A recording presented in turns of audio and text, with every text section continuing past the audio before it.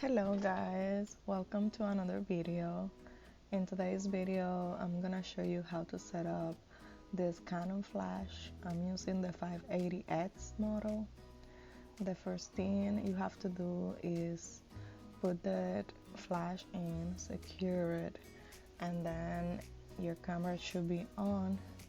You can change the settings. I'm using the automatic mode. You can also use manual mode and other settings, but you have to set it up.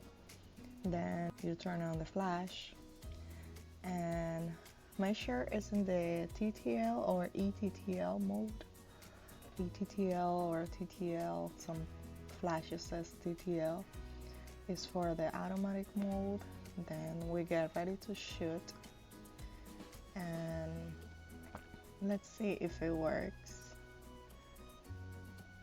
Alright, there's one picture there with the flash, and then let me take another one.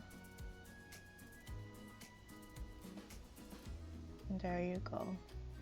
So your flash is set up and ready to use. The image is perfect, and this is it. It's very simple. Thank you so much for watching. Please like and subscribe for more content like this, and have a great day.